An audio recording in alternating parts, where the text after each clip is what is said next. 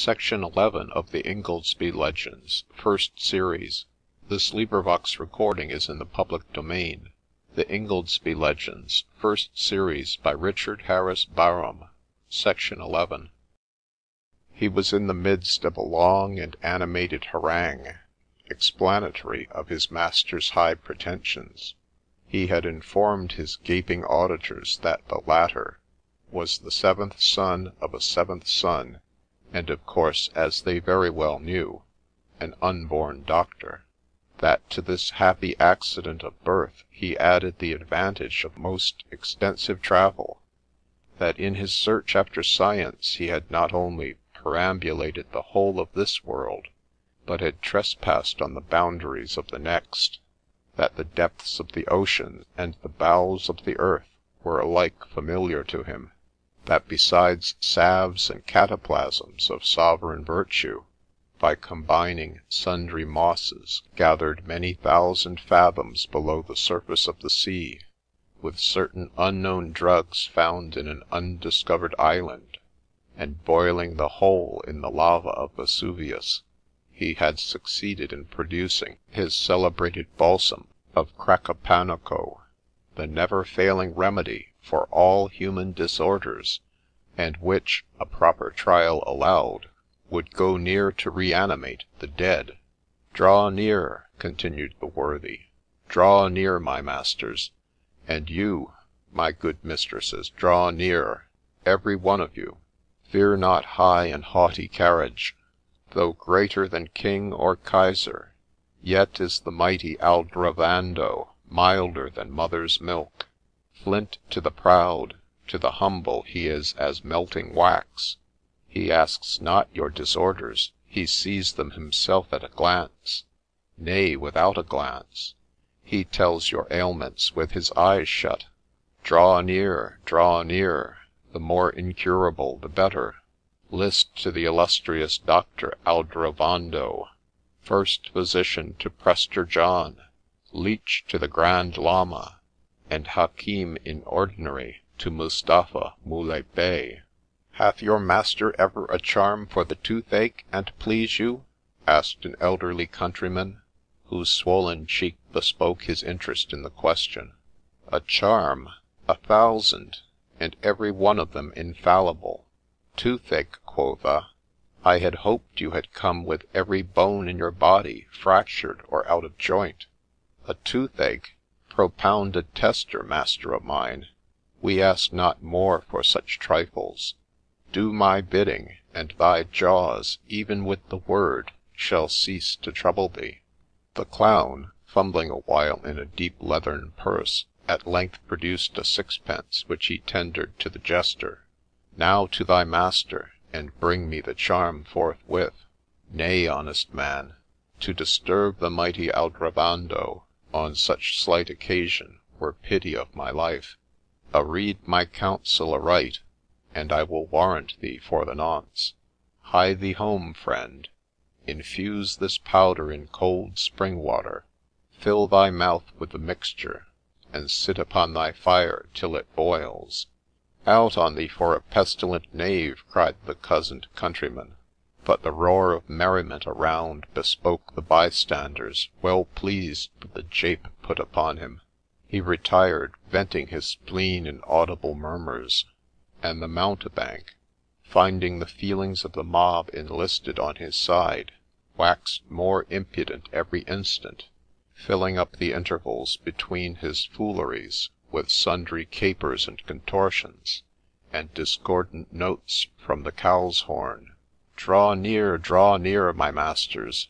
Here have ye a remedy for every evil under the sun, moral, physical, natural, and supernatural. Hath any man a termagant wife? Here is that will tame her presently. Hath any one a smoky chimney? Here is an incontinent cure. To the first infliction no man ventured to plead guilty, though there were those standing by who thought their neighbours might have profited withal. For the last named recipe started forth at least a dozen candidates, with the greatest gravity imaginable, Pierrot having pocketed their groats, delivered to each a small packet curiously folded and closely sealed, containing, as he averred, directions which, if truly observed, would preclude any chimney from smoking for a whole year. They whose curiosity led them to dive into the mystery found that a sprig of mountain ash, culled by moonlight, was the charm recommended, coupled, however, with the proviso that no fire should be lighted on the hearth during its exercise.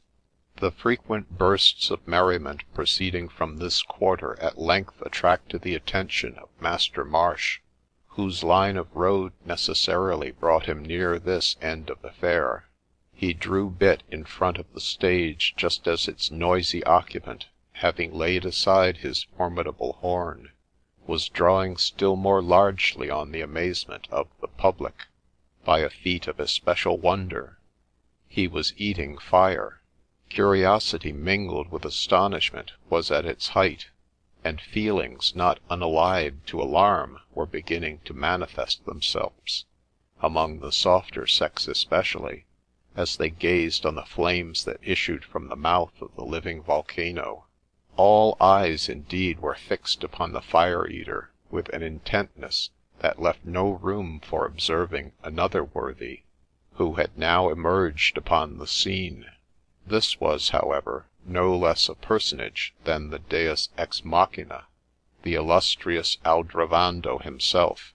Short in stature and spare in form, the sage had somewhat increased the former by a steeple-crowned hat adorned with a cock's feather, while the thick shoulder padding of a quilted doublet, surmounted by a falling band, added a little to his personal importance in point of breadth.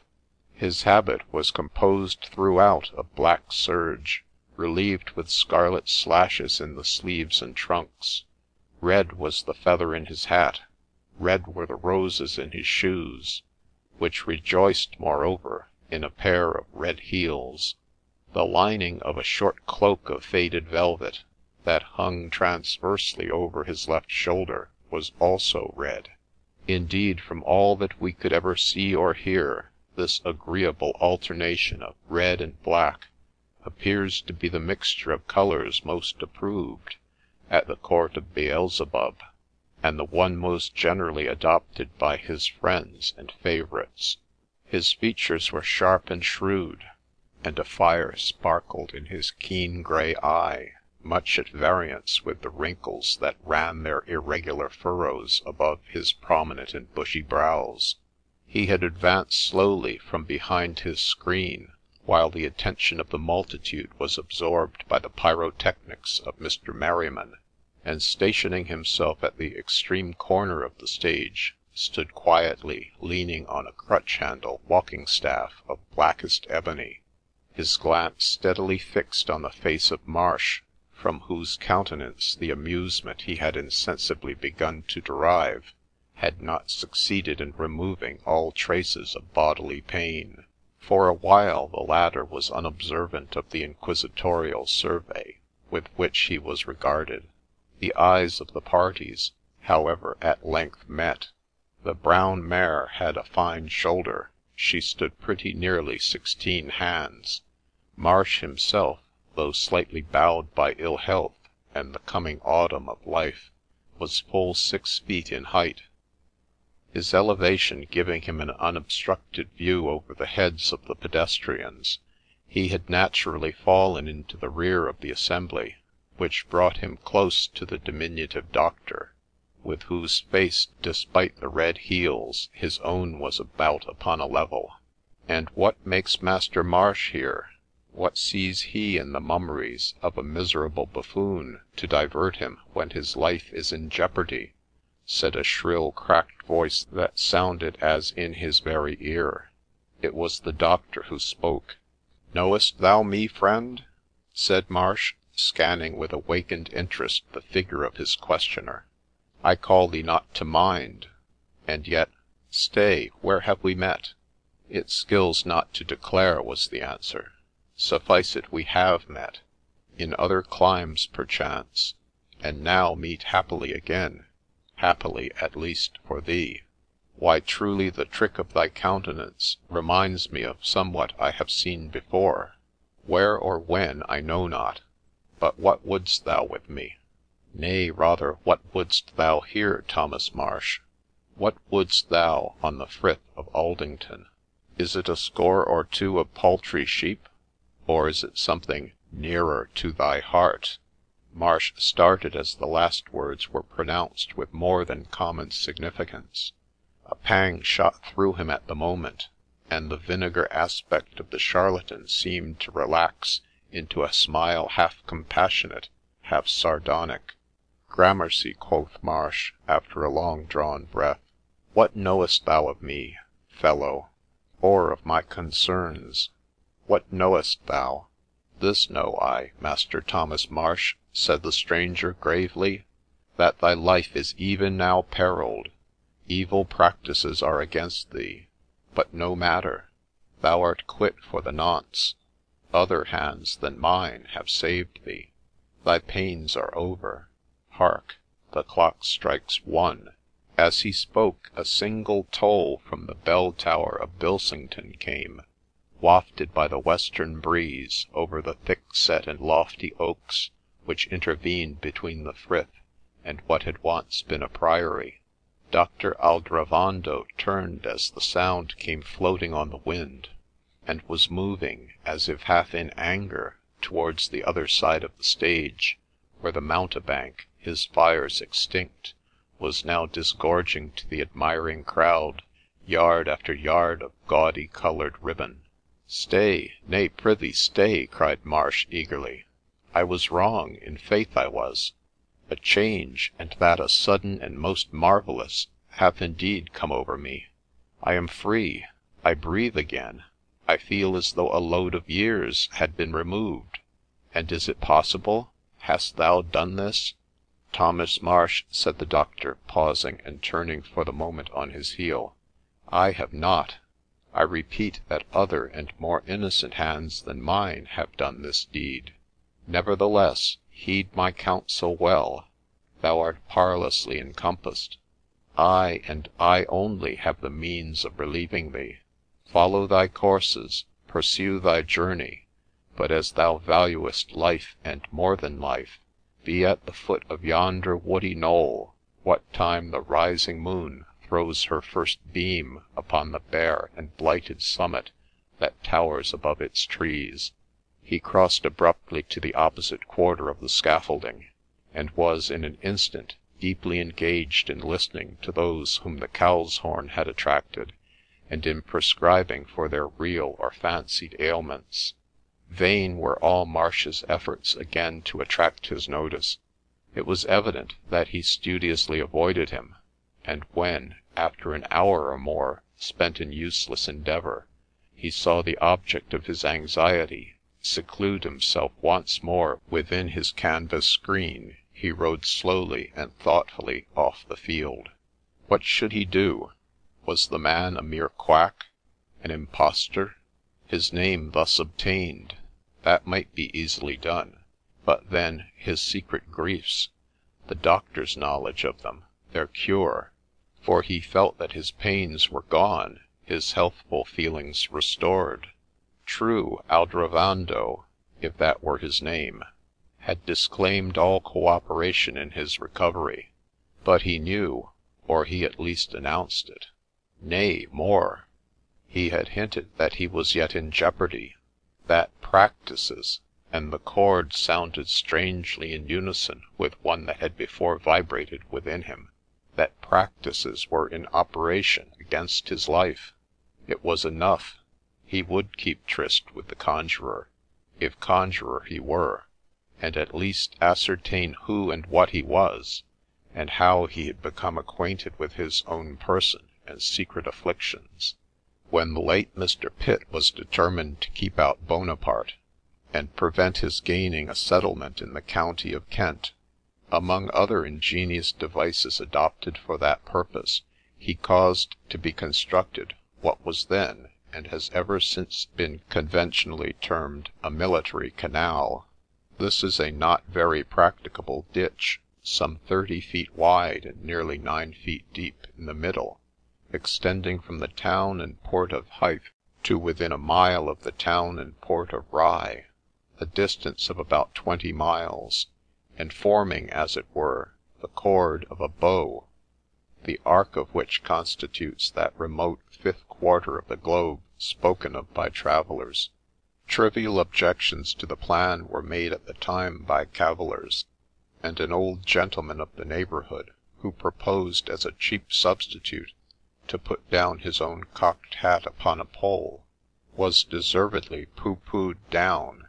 In fact, the job, though rather an expensive one, was found to answer remarkably well. The French managed, indeed, to scramble over the Rhine and the Rhone and other insignificant currents, but they never did, or could, pass Mr. Pitt's military canal.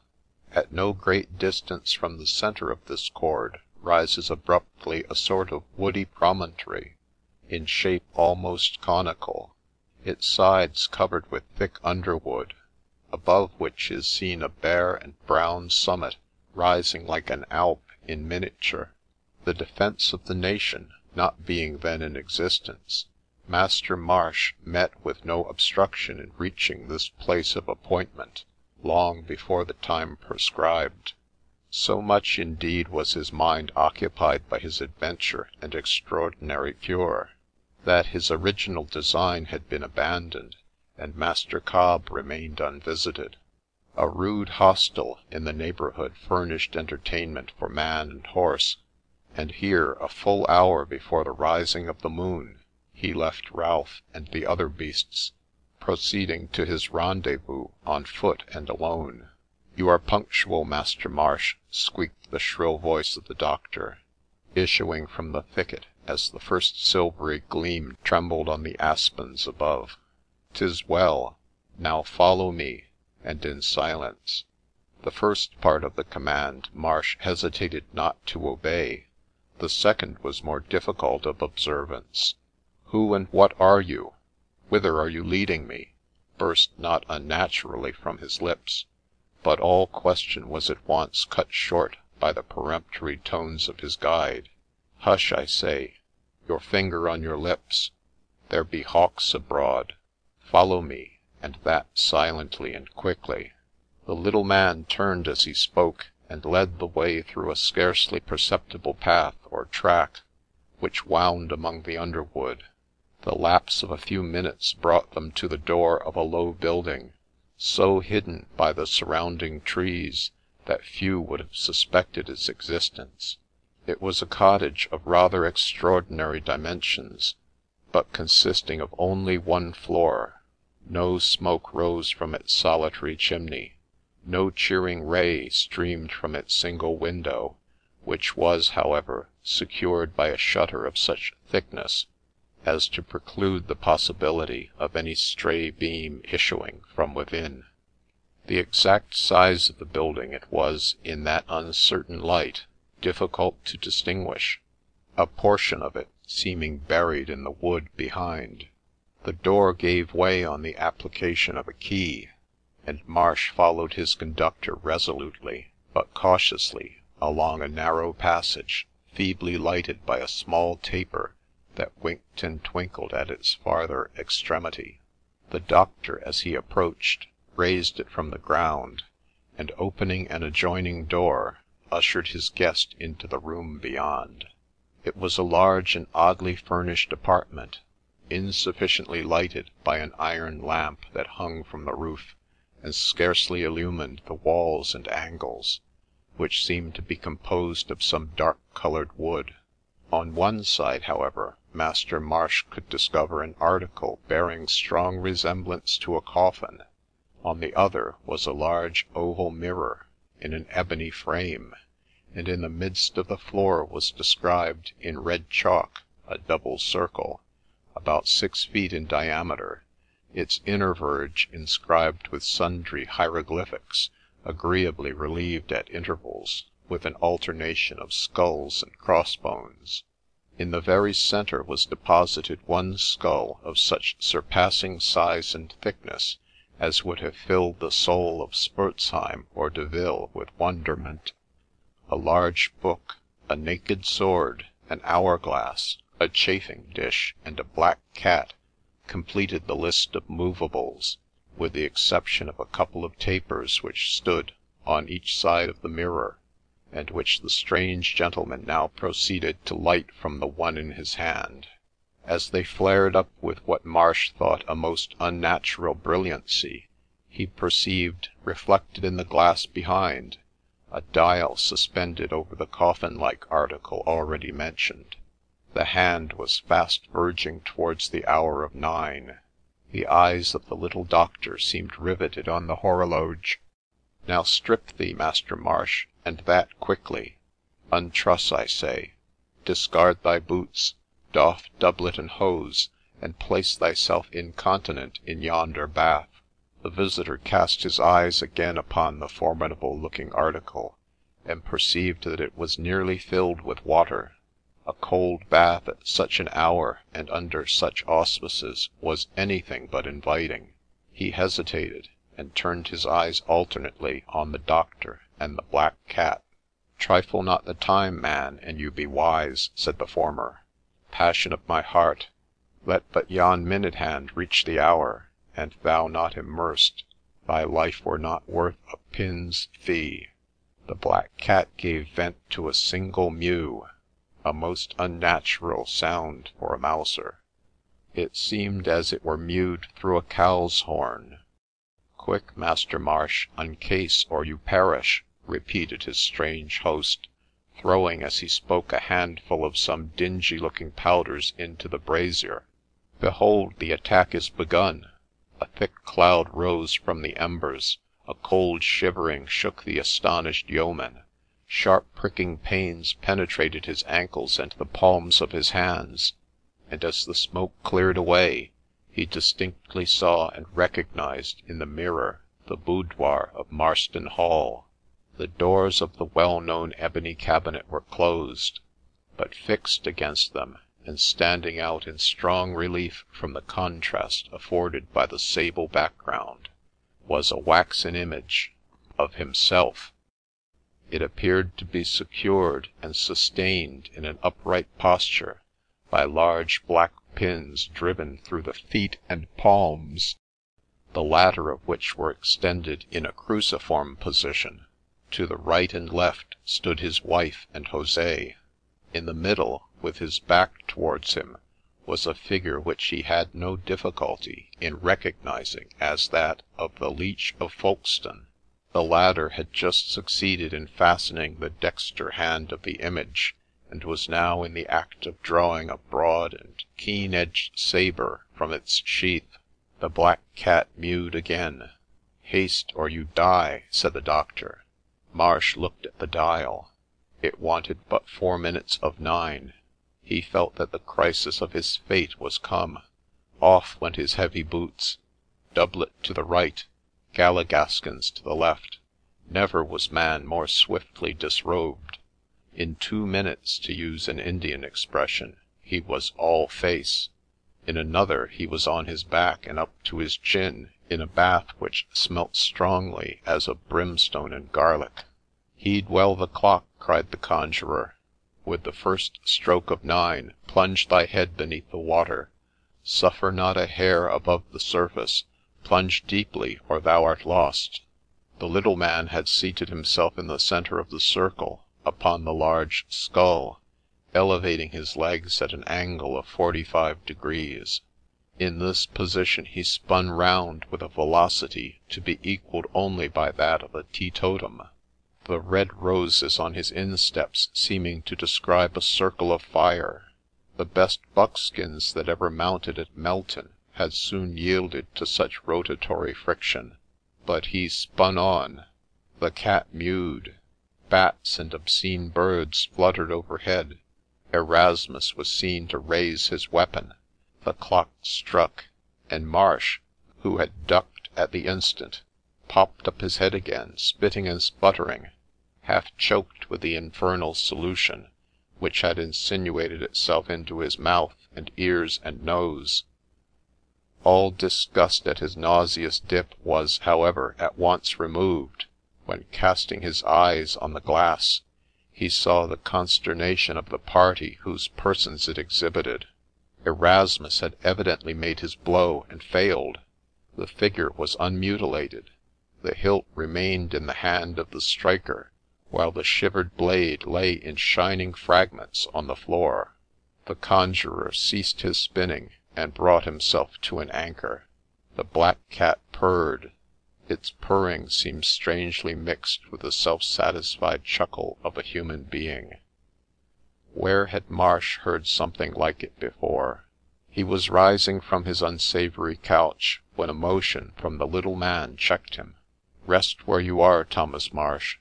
So far all goes well, but the danger is not yet over." He looked again, and perceived that the shadowy triumvirate were in deep and eager consultation. The fragments of the shattered weapon appeared to undergo a close scrutiny. The result was clearly unsatisfactory. The lips of the parties moved rapidly, and much gesticulation might be observed, but no sound fell upon the ear. The hand of the dial had nearly reached the quarter. At once the parties separated, and Buckthorne stood again before the figure, his hand armed with a long and sharp-pointed misericorde, a dagger little in use of late, but such as a century before often performed the part of a modern oyster-knife in tickling the osteology of a dismounted cavalier through the shelly defences of his plate armour. Again he raised his arm. "Duck!" roared the doctor, spinning away upon his cephalic pivot. The black cat cocked his tail and seemed to mew the word "duck." Down went Master Marsh's head. One of his hands had unluckily been resting on the edge of the bath. He drew it hastily in, but not altogether scatheless. The stump of a rusty nail projecting from the margin of the bath had caught and slightly grazed it. The pain was more acute than is usually produced by such trivial accidents, and Marsh, on once more raising his head, beheld the dagger of the Leech sticking in the little finger of the wax figure, which it had seemingly nailed to the cabinet door. "By my truly, escape of the narrowest," quoth the conjurer. "The next course, dive you not the readier. There is no more life in you than in a pickled herring. What, courage, Master Marsh! Be but heedful, and they miss again, let them bide the issue." He drew his hand athwart his brow as he spoke, and dashed off the perspiration, which the violence of his exercise had drawn from every pore. Black Tom sprang upon the edge of the bath, and stared full in the face of the bather. His sea-green eyes were lambent with unholy fire, but their marvellous obliquity of vision was not to be mistaken. The very countenance, too. Could it be? The features were feline, but their expression was that of the jack-pudding. Was the mountebank a cat, or the cat a mountebank? It was all a mystery, and heaven knows how long Marsh might have continued staring at Grimalkin, had not his attention been again called by Aldrovando to the magic mirror. Great dissatisfaction, not to say dismay, seemed now to pervade the conspirators. Dame Isabel was closely inspecting the figure's wounded hand, while Jose was aiding the pharmacopolist to charge a huge petronel with powder and bullets. The load was a heavy one, but Erasmus seemed determined this time to make sure of his object. Somewhat of trepidation might be observed in his manner as he rammed down the balls, and his withered cheek appeared to have acquired an increase of paleness. But amazement rather than fear was the prevailing symptom, and his countenance betrayed no jot of irresolution.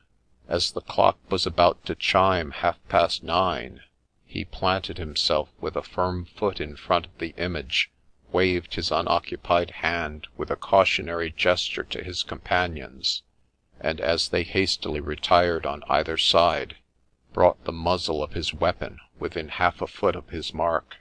As the shadowy form was about to draw the trigger, Marsh again plunged his head beneath the surface, and the sound of an explosion, as of firearms, mingled with the rush of water that poured into his ears. His immersion was but momentary, yet did he feel as though half suffocated. He sprang from the bath, and as his eye fell on the mirror, he saw, or thought he saw, the Leech of Folkestone lying dead on the floor of his wife's boudoir, his head shattered to pieces, and his hand still grasping the stock of a bursten petronel. He saw no more. His head swam, his senses reeled, the whole room was turning round, and as he fell to the ground, the last impressions to which he was conscious were the chucklings of a hoarse laughter and the mewings of a tom-cat. Master Marsh was found the next morning by his bewildered serving-man, stretched before the door of the humble hostel at which he sojourned. His clothes were somewhat torn and much bemired, and deeply did honest Ralph marvel that one so staid and grave as Master Marsh of Marston should thus have played the roisterer, missing, perchance, a profitable bargain for the drunken orgies of midnight wassail, or the endearments of some rustic light-o'-love. Tenfold was his astonishment increased when, after retracing in silence their journey of the preceding day, the Hall, on their arrival about noon, was found in a state of uttermost confusion. No wife stood there to greet with the smile of bland affection her returning spouse, no page to hold his stirrup, or receive his gloves, his hat, and riding-rod. The doors were open, the rooms in most admired disorder, men and maidens peeping, hurrying hither and thither, and popping in and out like rabbits in a warren. The lady of the mansion was nowhere to be found. Jose, too, had disappeared. The latter had been last seen riding furiously towards Folkestone early in the preceding afternoon. To a question from Hodge Gardiner he had hastily answered that he bore a missive of moment from his mistress.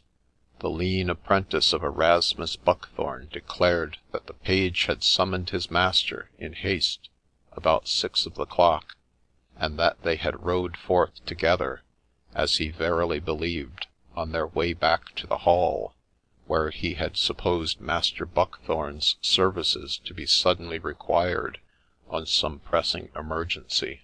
Since that time he had seen naught of either of them. The grey cob, however, had returned late at night, masterless, with his girths loose and the saddle turned upside down. Nor was Master Erasmus Buckthorne ever seen again. Strict search was made through the neighbourhood, but without success, and it was at length presumed that he must, for reasons which nobody could divine, have absconded, together with Jose and his faithless mistress. The latter had carried off with her the strong box, divers articles of valuable plate, and jewels of price. Her boudoir appeared to have been completely ransacked. The cabinet and drawers stood open and empty. The very carpet, a luxury then newly introduced into England, was gone. Marsh, however, could trace no vestige of the visionary scene which he affirmed to have been last night presented to his eyes. Much did the neighbours marvel at his story. Some thought him mad, others that he was merely indulging in that privilege to which, as a traveller, he had a right indefeasible. Trusty Ralph said nothing, but shrugged his shoulders, and falling into the rear, imitated the action of raising a wine-cup to his lips. An opinion indeed soon prevailed that Master Thomas Marsh had gotten, in common parlance, exceedingly drunk on the preceding evening, and had dreamt all that he so circumstantially related.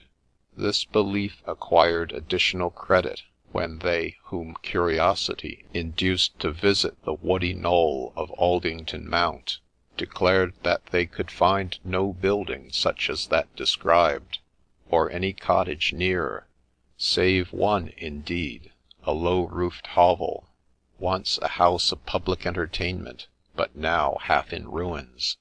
The Old Cat and Fiddle, so was the tenement called, had been long uninhabited, yet still exhibited the remains of a broken sign, on which the keen observer might decipher something like a rude portrait of the animal from which it derived its name. It was also supposed still to afford an occasional asylum to the smugglers of the coast, but no trace of any visit from sage or mountebank could be detected, nor was the wise Aldrovando, whom many remembered to have seen at the fair, ever found again on all that countryside. Of the runaways nothing was ever certainly known. A boat, the property of an old fisherman, who plied his trade on the outskirts of the town, had been seen to quit the bay that night, and there were those who declared that she had more hands on board than Carden and his son, her usual complement. But as the gale came on, and the frail bark was eventually found keel upwards on the Goodwin sands, it was presumed that she had struck on that fatal quicksand in the dark, and that all on board had perished. Little Marion, whom her profligate mother had abandoned, grew up to be a fine girl and a handsome. She became, moreover, heiress to Marston Hall, and brought the estate into the Ingoldsby family by her marriage with one of its scions. Thus far Mrs. Botherby. It is a little singular that on pulling down the old hall in my grandfather's time, a human skeleton was discovered among the rubbish. Under what particular part of the building I could never with any accuracy ascertain, but it was found enveloped in a tattered cloth that seemed to have been once a carpet, and which fell to pieces almost immediately on being exposed to the air. The bones were perfect, but those of one hand were wanting, and the skull, perhaps from the labourer's pickaxe, had received considerable injury. The worm-eaten stock of an old-fashioned pistol lay near, together with a rusty piece of iron, which a workman, more sagacious than his fellows, pronounced a portion of the lock, but nothing was found which the utmost stretch of human ingenuity could twist into a barrel. The portrait of the fair Marion hangs yet in the gallery of Tappington, and near it is another, of a young man in the prime of life, whom Mrs. Botherby affirms to be that of her father. It exhibits a mild and rather melancholy countenance, with a high forehead, and a peaked beard and moustaches of the 17th century. The signet finger of the left hand is gone, and appears on close inspection to have been painted out by some later artist, possibly in compliment to the tradition which Teste de Botherby records that of Mr. Marsh to have gangrened and to have undergone amputation at the knuckle joint. If really the resemblance of the gentleman alluded to, it must have been taken at some period antecedent to his marriage. There is neither date nor painter's name, but a little above the head, on the dexter side of the picture, is an escutcheon bearing quarterly jewels and argent in the first quarter, a horse's head of the second. Beneath it are the words Aetatis Suae 26. On the opposite side is the following mark, which Mr. Simpkinson declares to be that of a merchant of the staple, and pretends to discover in the monogram comprised in it all the characters which compose the name of Thomas Marsh of Marston. End of Section 11.